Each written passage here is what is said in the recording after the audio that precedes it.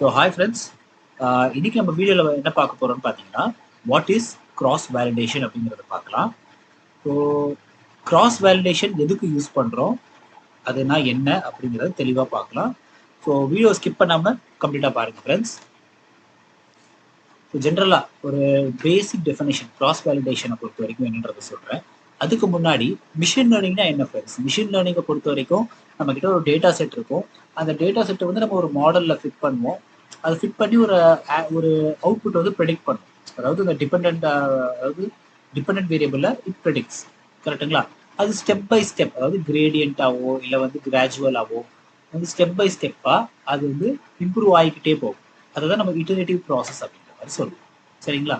So இதுதான் machine learning. ஆனால் அந்த மிஷின் லேர்னிங்கில் நம்ம ஜென்ரலாக இப்போ என்ன ப்ரொசீஜர் யூஸ் பண்ணுறோம் அப்படின்னா, டெஸ்ட் ட்ரெயின் ஸ்பிளிட் அப்படிங்கிறத யூஸ் பண்ணி நம்ம வந்து ஒரு டேட்டாவை ஒரு 75% ட்ரெயின் டேட்டாவும் 25% டெஸ்ட் டேட்டாவும் எடுத்துட்டு நம்மளோட மாடலை வந்து நம்ம ஃபர்ஸ்ட் ட்ரெயின் டேட்டாவில் இது பண்ணிட்டு அப்புறம் டெஸ்ட் டேட்டா யூஸ் பண்ணி நம்ம வேலிடேட் ஆர் எவாலுவேட் பண்ணுவோம். கரெக்டுங்களா? ஸோ இதுதான் ஜென்ரலாக பண்ணுவோம். இதர் 25%, 30%, 20%, அது டிபெண்ட்ஸ் அந்த டேட்டா செட்டோட சைஸை பொறுத்து. சரிங்களா? சரி, அப்போ எங்க இந்த கிராஸ் வேலிடேஷன் வருது அப்படின்னு கேட்டிங்கன்னா, இந்த டெஸ்ட் ட்ரெயின் ஸ்பிளிட் அப்படின்னு யூஸ் பண்ணுறோம் இல்லையா, இதோட அட்வான்ஸ் மெத்தட் அப்படிங்கிறத கிராஸ் வேலிடேஷன். சரி, இது ஏன் யூஸ் பண்ணுறோம்னு பார்க்கலாம். நமக்கு டெஸ்ட் ட்ரெயின் ஸ்பிளிட்ல ஒரு சில ஷார்ட் கமிங்ஸ் இருக்கு ஆர் டிஸ்அட்வான்டேஜஸ் அப்படின்னு சொல்லலாம்.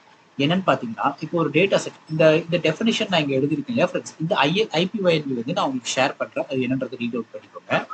ஜஸ்ட் அதில் என்ன இருக்குது அப்படிங்கிறத நான் உங்களுக்கு எக்ஸ்பிளைன் பண்ணுறேன். டெஸ்ட் ட்ரெயின்ஸோட ஜென்ரலான ஒரு டிஸ்அட்வான்டேஜ் என்ன ஒரு ஷார்ட் கம்மிங் என்னன்னு பார்த்தீங்கன்னா, ஒரு சின்ன டேட்டா செட் இருக்குது. சரிங்களா? ஒரு 5000 ரோஸ் இருக்குது அப்படின்னா பிரச்சனை கிடையாது, நம்ம ஈஸியாக டெஸ்ட் ட்ரெயின் ஸ்பிளிட் யூஸ் பண்ணி பண்ணிடலாம்.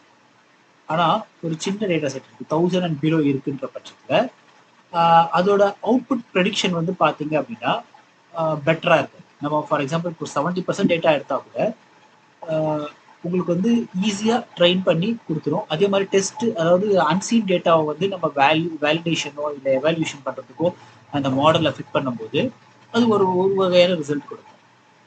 சில டைம் மைட் பி அக்யூரேட்டாக இருக்கலாம், ஏன்னா நம்ம வேரியஸ் அல்காரிதம்ஸ் யூஸ் பண்ணுறதால, பேக்கிங் பூஸ்டிங் டெக்னிக்ஸ் எல்லாம் யூஸ் பண்ணுறதால அது வந்து கொஞ்சம் குட் ரிசல்ட்ஸ் கொடுக்கலாம். ஆனால் இதே வந்து வேற ஒரு அதே மாடலில் இன்னும் அதிகமான டேட்டாவை நம்ம ஃபீட் பண்ணும்போது அதுக்கான ரிசல்ட், அதுக்கான அவுட்புட் வந்து தப்பாக வர்றதுக்கான வாய்ப்புகள் அதிகமாக இருக்கு. எப்படின்னா, இப்போ வெறும் நம்ம கிட்ட 1000 டேட்டாஸ் இருக்கு, அதை வச்சு நம்ம மாடலை ட்ரெயின் பண்ணியாச்சு அண்ட் டெஸ்ட் பண்ணி செக் பண்ணியாச்சு. இப்போ இந்த மாடலை வந்து நம்மளோட கம்பெனியில் நம்ம சப்மிட் பண்ணிட்டோம். சரிங்களா? கம்பெனியில் என்ன பண்ணுறாங்க, லைவ்ல வந்து அது இந்த ப்ராஜெக்ட் வந்து இன்ஸ்டால் பண்ணி டிப்ளாய் பண்ணி அதை வந்து டெஸ்ட் பண்ணுறாங்கன்னு வச்சுக்கோங்க. அப்போ வந்து நிறைய கைண்ட்ஸ் ஆஃப் அன்சீன் டேட்டா அப்படிங்கிறது ஃபீட் ஆகும் அந்த மாடலில். ஸோ அந்த மாதிரி ஃபீட் ஆகும்போது நம்மளோட மிஷினோட பர்ஃபார்மன்ஸ், நம்மளோட மாடலோட பர்ஃபார்மன்ஸ் பார்த்தீங்க அப்படின்னா அக்யூரேட்டாக இருக்காது. நிறைய எரர்ஸ், ஓவர் ஃபிட்டிங் இது வர்றதுக்கான, அதாவது நம்மளோட மாடல் ஃபிட் ஆகிருக்கும் ஆனால் அந்த அன்சீன் டேட்டா போடும்போது ஃபிட் ஆகாது. ஸோ இது வந்து ஓவர் ஃபிட்டிங் சொல்லுவாங்க. இந்த மாதிரி எரர்ஸ் அப்படிங்கிறது நமக்கு இன் ப்ராக்டிஸ் அப்படி, அதாவது லைவ்ல நீங்கள் ஒரு கம்பெனியில் ஒர்க் பண்ணும்போது உங்களுக்கு இந்த மாதிரியான ப்ராப்ளம்ஸ் வந்து வரும். ஸோ இதை அவாய்ட் பண்ணணும் அப்படிங்கிறதுக்காக கிராஸ் வேலிடேஷன், சிம்பிளான டேர்ம், அது எல்லாருமே பண்ணக்கூடிய ஒரு கிராஸ் வேலிடேஷன், இது அந்த இடத்துல உங்களுக்கு கை கொடுக்கும். சரிங்களா? இது எப்படி பண்ணுது, இதோட ப்ரொசீஜர் என்னன்னு பார்த்தீங்கன்னா, ஒரு டேட்டா செட் இது வந்து நம்ம 5 ஃபோல்டுக்கு தான் நம்ம எடுத்திருக்கோம். நீங்கள் ஜென்ரலாக 10 or 20 ஃபோல்ட்ஸ்க்கு நீங்கள் பண்ணுவீங்க. நம்ம கிட்ட இப்படி ஒரு டேட்டா செட் இருக்கு ஃப்ரெண்ட்ஸ், ஒரு 1000 டேட்டா செட் இருக்குன்னு வச்சுக்கோங்களேன். ஸோ அந்த டேட்டா செட்டை நம்ம டெஸ்ட் ட்ரெயின் ஸ்பிளிட் பண்ணும்போது ஜென்ரலாக என்ன பண்ணுவோம், ஒரு 25% or 20%ன்னு வச்சுக்கோங்களேன். ஒரு 20% வந்து நம்ம டெஸ்ட்டாகவும் மீதி ஒரு 80% டேட்டாவை வந்து நம்ம ட்ரைனிங் டேட்டா செட்டாகவும் எடுத்துட்டு நம்மளோட மாடலை வந்து ப்ரெடிக்ட் பண்ணி வேலிடேட் பண்ணுவோம். ஸோ இதில் வந்து ஒரு சில டிஸ்கிரிப்பன்சிஸ் இருக்கிறதுக்கான வாய்ப்பு. இந்த 80% டேட்டாவில் ஒரு சில டேட்டாஸ் வந்து எப்படி இருக்கலாம், ஒரு சில டேட்டாஸ் ஒரு மாதிரி எக்ஸ் ஆகும், ஒரு சில டேட்டாஸ் ஒய் ஆகும், ஒரு சில டேட்டாஸ் இசட் ஆகும், அப்படி இருக்கும். ஆனால் இதில் இல்லாத ஒரு சில கான்செப்ட் ஒரு ப்ரொசீஜர் வந்து இந்த டெஸ்ட் டேட்டால வந்திருக்கிறதுக்கான வாய்ப்பு உண்டு. சரிங்களா? அப்போது உங்களுக்கு இந்த ஒரு பர்டிகுலர் டெஸ்ட் டேட்டாவை பேஸ் பண்ணி தான் நம்மளோட அவுட்புட் இருக்கும். ஸோ நம்ம என்ன பண்ணுவோம், இதை பேஸ் பண்ணி நல்ல அக்யூரசி வந்துருச்சு அப்படின்னு சொல்லிட்டு நம்ம சப்மிட் பண்ணிடுவோம். இன்ஸ்டெட் அப்படி பண்ணாம கிராஸ் வேலிடேஷன் யூஸ் பண்ணும்போது, கிராஸ் வேலிடேஷன் என்ன பண்ணும் அப்படின்னா, இந்த டேட்டா வந்து இப்போ நம்ம 5 ஃபோல்ட்ஸ் அப்படின்னு ஹைப்பர் டியூனிங் கொடுத்துருக்கோம், ஹைப்பர் பாராமீட்டர் டியூனிங் கொடுத்துருக்கோம் அப்படின்னா அது 5 ஃபோல்ட்ஸாக பிரிச்சிடும். பிரிச்சதுக்கு அப்புறமா ஃபர்ஸ்ட் டைம் எக்ஸ்பெரிமெண்ட் பண்ணும்போது இதை வந்து இதை டெஸ்ட் டேட்டாவாகவும் இதை ட்ரைனிங் டேட்டாவாகவும் எடுத்து நம்மளோட மாடலை ப்ரெடிக்ட் பண்ணி அதுக்கான ஒரு ஸ்கோர் வந்து எடுத்துக்கும். சரிங்களா? அதுக்கப்புறம் செகண்ட் டைம் எக்ஸ்பெரிமெண்ட் பண்ணும்போது, செகண்ட் டைம் வேலிடேஷன் பண்ணும்போது செகண்ட் பார்ட்டை வந்து எடுத்துக்கிட்டு மற்ற 4 பார்ட்ஸை வந்து டெஸ்ட் ஆகும், ட்ரெயின் ஆகும், இந்த செகண்ட் பார்ட்டை டெஸ்ட் ஆகும் எடுத்து வேலிடேட் பண்ணும். ஸோ அதே மாதிரி ஒரு டைமுமே வந்து வேற வேற பார்ட்ஸ் ஆஃப் டேட்டாவை எடுத்து வேற வேற ஃபோல்ட்ஸ் ஆஃப் டேட்டாவை எடுத்து நம்மளோட என்ன சொல்றது ப்ரெடிக்ஷனை வந்து பண்ணி அதுக்கான அவுட்புட், அதாவது 5 டிஃப்ரெண்ட், இது 5 இருக்கிறதால 5 டிஃப்ரெண்ட் ஸ்கோர்ஸ் அப்படிங்கிறது எடுத்துக்கும். மேபி அந்த ஸ்கோர் வந்து மீன் அப்சல்யூட் எரரோ என்ன வேணா இருக்கலாம். சரிங்களா? அதை எடுத்துட்டு அதோட ஆவரேஜ் அதுல எது பெஸ்டா வருது அப்படிங்கிறத பார்த்து தான் நமக்கு ஃபைனல் அவுட்புட் அப்படிங்கிறது கொடுக்கும். சரிங்களா? அதுதான் we run an experiment called experiment which uses the first fold as a holdout set and everything as a training data. சரிங்களா? So returning to our example, அதாவது this gives us அதாவது when we run a second experiment where we hold our data for second code. சரிங்களா? this gives us a second estimate, அதாவது ரெண்டாவது estimate அப்படிங்கிறது கொடுத்து we repeat this process using every fold once as the holdout. Putting this together, 100% of the data is used as a holdout at some point.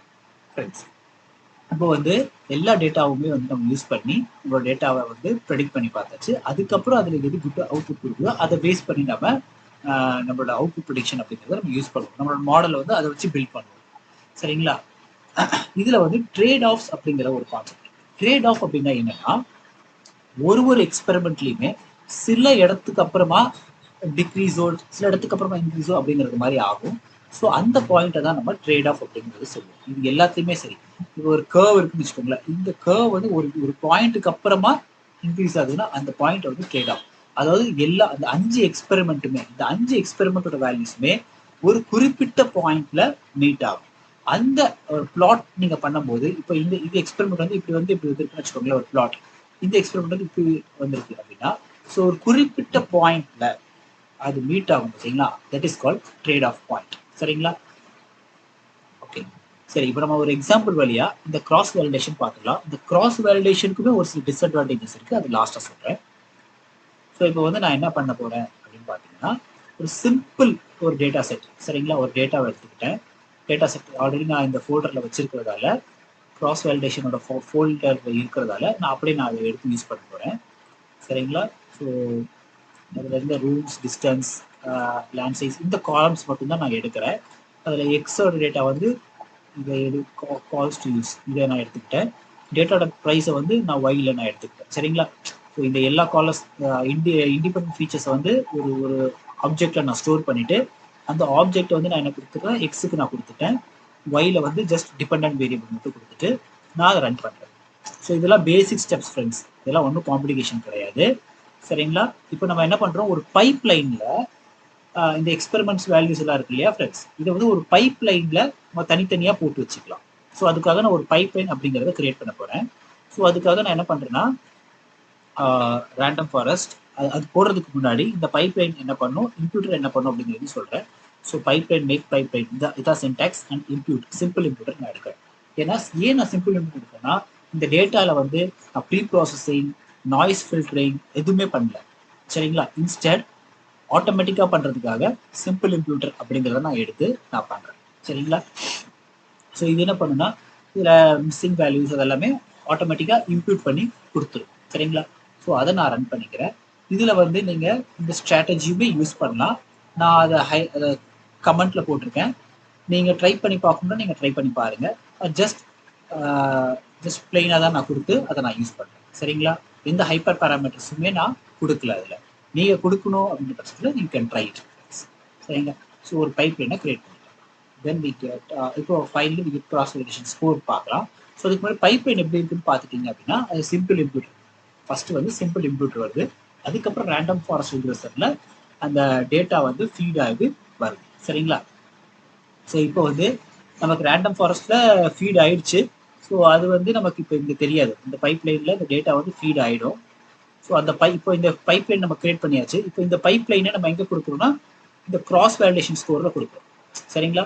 இப்போ வந்து நம்ம ஒரு structure அப்படிங்கிறத create பண்ணியாச்சு. ஃபர்ஸ்ட் இன்க்ளூட் அந்த டேட்டா வந்து இன்க்ளூடருக்கு போகும். இன்க்ளூடரில் போயிட்டு இருக்குமே மிஸ்ஸிங் வேல்யூஸ் கரெக்ஷன், நான் வேல்யூ கரெக்ஷன் எல்லாமே நடக்கும். அதுக்கப்புறம் ரேண்டம் ஃபாரஸ்ட் ரிகர்சருக்கு போகும். அங்கே மாடல் வந்து ப்ரெடிக்ட் ஆகும் based on X and Y. சரிங்களா? Based on X and Y predict ஆகிட்டு நமக்கு என்ன நடக்கும் அப்படின்னா அவுட்புட் வந்து கொடுக்கும். சரிங்களா? ஸோ அந்த அவுட்புட்டை வந்து நான் என்ன பண்றேன் அப்படின்னா கிராஸ் வேலிடேஷன்ல கொடுக்குறேன். ஜென்ரலாக நம்ம வந்து எனக்கு அக்யூரசி ஸ்கோர் ஆர் வந்து ஸ்கோர் இல்லாட்டி நம்ம R2 ஸ்கோர் அந்த மாதிரி கொடுப்போம். இன்ஸ்டட் இந்த இடத்துல நான் கிராஸ் வேலிடேஷன் ஸ்கோர் அப்படிங்கிற மாதிரி எடுத்துருக்கேன். சரிங்களா? ஸோ இதை வந்து இந்த சின்டாக்ஸ்ல இருந்து எடுத்திருக்கேன். சரிங்களா? இந்த லைப்ரரியில இருந்து எடுத்திருக்கேன். எடுத்துட்டு இதுக்குள்ள கொடுக்குற டேட்டா வந்து நான் இதை கொடுக்குறேன். சரிங்களா? இந்த அதாவது ஸ்ட்ரக்சர்ல இந்த எக்ஸ் அண்ட் ஒய்யை பாஸ் பண்ணி அதில் scoring is equal to negative mean absolute square அப்படின்னு கொடுத்துருக்கேன். நீங்கள் கேட்கலாம், சார் மீன் அப்சல்யூட் ஸ்கொயர் நான் கேள்விப்பட்டிருக்கேன். சரிங்களா? What is is negative mean absolute square அப்படின்னு கேட்கலாம். அது என்னன்றது சொல்கிறேன். அதுக்கப்புறம் நான் என்ன பண்ணுறேன் அப்படின்னா இந்த ஸ்கோர்ஸை நான் வந்து பிரிண்ட் பண்ணுறேன்.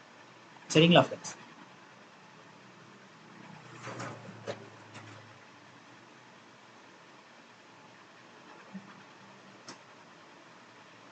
இது இப்போ என்ன பண்ணுது அப்படின்னா சிம்பிள் இம்ப்யூட் நடக்குது, அதாவது ப்ரீ ப்ராசஸிங் ஒர்க் நடக்குது. அதுக்கப்புறம் ரேண்டம் ஃபாரஸ்ட்ல ப்ரிடிக்ஷன் நடக்குது. Not for 1 time but 5 times. இதான் நம்ம 5 ஃபோல்ட்ஸில் நம்ம கொடுத்துருக்கோம். சரிங்களா? 1 2 3 4 and 5. ஓகேங்களா? ஸோ இப்போ வந்து இது நமக்கு ஒரு இது கொடுத்துருக்கு. ஸோ இதில் வந்து பார்த்தீங்கன்னா இது எல்லாமே மீன் அப்சல்யூட் எரர். நெகட்டிவ்னா ஒரு மைனஸ் சைனை கொடுத்துருக்கோம். அவ்வளோதான். ஏன் நம்ம நெகட்டிவ்ல கொடுத்துருக்கோம் அப்படிங்கிறதையும் சொல்றேன். அதுக்கு முன்னாடி இந்த ஸ்கோரிங் வந்து நீங்க ஜஸ்ட் பிளாங்காவும் விட்டுடலாம். சரிங்களா? இந்த ஸ்கோரிங்ல நான் வந்து எதுவுமே கொடுக்கல அப்படிங்கிற பட்சத்துல நமக்கு எப்படி வருதுன்றத பார்த்துடலாம்.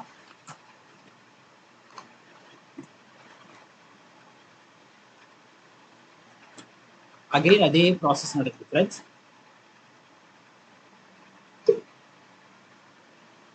என்ன நடக்குதுன்னா சிம்பிள் இம்ப்ளிமெண்டேஷன் நடக்குது, ரேண்டம் ஃபாரஸ்ட் ரெக்ரெசர்ல ப்ரெடிக்ஷன் நடக்குது. ஓகேங்களா? இப்போ பாருங்க, இது வந்து ஜஸ்ட் பேசிக் ஸ்கோர்ஸ். நம்மளோட மாடல் வந்து ட்ரைனிங் டேட்டால எவ்வளோ இருக்கு, டெஸ்ட் டேட்டால எவ்வளோ வருது அப்படிங்கிற ஜஸ்ட் ஒரு பர்சன்டேஜ் தான். சரிங்களா? அக்யூரசியோ R2 ஸ்கோரோ கிடையாது. ஜஸ்ட் ஒரு அக்யூரசி ஸ்கோர் தான் இது. நம்மளோட ட்ரைனிங் டேட்டால எவ்வளோ பர்ஃபார்ம் ஆயிருக்கு, டெஸ்ட் டேட்டால எவ்வளோ பர்ஃபார்ம் ஆயிருக்கு, வாட் இஸ் த டிஃபரன்ஸ் அப்படிங்கிறது. ஸோ இதே வந்து நம்ம நெகட்டிவ் மீன்ஸ் எரரோட வேல்யூஸ் மட்டும்தான் இதில் வரும். சரி, இதை நான் காட்டுறேன். ஸோ இதில் வந்து இந்த ஃபார்மேட்டில் நீங்கள் போட்டிங்க அப்படின்னா ஃப்ரெண்ட்ஸ் உங்களுக்கு வந்து ஸ்கோர்ஸ் அப்படிங்கிறதுல ஸ்கோரிங் அப்படிங்கிறதுல என்னென்ன கொடுக்கலாம் அப்படிங்கிறது வரும். ஸோ இதை நான் ஆல்ரெடி ரன் பண்ணிட்டேன். ஸோ இப்போ நான் ரன் பண்ணல. இதில் பார்த்தீங்கன்னா அக்யூரசி, அட்ஜஸ்டடு, அப்புறம் வந்து precision, balance accuracy, completeness score, F1 score, F1 macro, இது எல்லாமே வந்து சில டைம் இன்டர்வியூஸ்ல கேட்கலாம். நீங்கள் இந்த ஒரு வேர்டிங்ஸுமே போட்டு கூகுளில் நீங்கள் செக் பண்ணி பார்த்துக்கலாம், பிரச்சனை கிடையாது. இன்ஸ்டன்ட் நம்ம இப்போ ஜென்ரலாக யூஸ் பண்ணுறது பார்த்தீங்கன்னா mean squared error, absolute error. சரிங்களா? இதுதான் நம்ம மேக்ஸிமம் அண்ட் அப்சல்யூட் எரர் இதுவுமே சில டைம் யூஸ் பண்ணுவோம். அது மேக்ஸிமம் டைம்ஸ் கிடையாது. மேக்ஸிமம் MAE, MSc இதை நம்ம யூஸ் பண்ணுவோம். சரிங்களா? ஸோ இதை நான் ஏன் நெகட்டிவ் அப்படின்னு கொடுக்குறேன்னா ஜஸ்ட் ஃபார் கன்சிஸ்டன்ட். சரிங்களா? இந்த கன்வர்ஷன், அதாவது அது கன்சிஸ்டண்டா இருக்கிறதுக்காக அதை நம்ம கொடுக்குறோம். சரிங்களா? வேற ஒண்ணுமே கிடையாது. இப்போ நம்ம கிடைச்ச வேல்யூ வந்து நம்ம மைனஸ் சைன் அப்ளை பண்ணோம் அப்படின்னா நமக்கு வந்து MAE அப்படிங்கிறது கிடைச்சிடும். சரிங்களா? வேற ஒண்ணுமே கிடையாது. நெகட்டிவா இருக்கிறது வந்து நமக்கு பாசிட்டிவா சேஞ்ச் ஆயிடும். அவ்வளவுதான் ஃப்ரெண்ட்ஸ், வேற ஒண்ணுமே டிஃபரன்ஸ் கிடையாது. ஓகேங்களா? ஸ்கோர்ஸ் டாட் மீன் எடுத்திருக்கு. சரிங்களா? பார்த்துக்கோங்க, மீன் அதுல ஒரு வேல்யூ தான் இருக்கு. இது 5 வேல்யூஸ் இருக்கு இல்லையா? நீங்க இதை எப்பவுமே இந்த ஹைப்பர் பேராமீட்டர் அப்படிங்கிறத நீங்க செக் பண்ணிக்கோங்க ஃப்ரெண்ட்ஸ். இது ஏன் எப்படி இருக்கு நம்ம ஜஸ்ட் எப்பவுமே நீங்க ரீட் அவுட் பண்ணிட்டே இருக்கணும். நன் நம்ம கொடுத்ததால தான் அது 5 ஃபோல்ட்ல ஒர்க் ஆயிருக்கு. சில ஃப்ரெண்ட்ஸ்க்கு குழப்பம் 5 ஃபோல்ட் அப்படின்னு கொடுக்கவே இல்லை, எப்படி 5 டேட்டாஸ் வந்துச்சு அப்படின்ட்டு. ஸோ இந்த நீங்கள் ஹைப்பர் பேராமீட்டருக்கு போய் நீங்கள் செக் பண்ணிங்கன்னா இந்த 5 ஃபோல்ட் அப்படிங்கிறது ஆட்டோமேட்டிக்காக இருக்கும். சரிங்களா? இந்த கிராஸ் வேலிடேஷன் வந்து நன் அப்படின்னு பை டிஃபால்ட் ஹைப்பர் பேராமீட்டர் நான் கொடுக்காததால இது நன் இருக்கு. ஸோ அப்போ தான் 5 ஃபோல்ட்ஸ் அப்படின்றத அது ஆட்டோமேட்டிக்காக எடுத்துக்கும். சரிங்களா?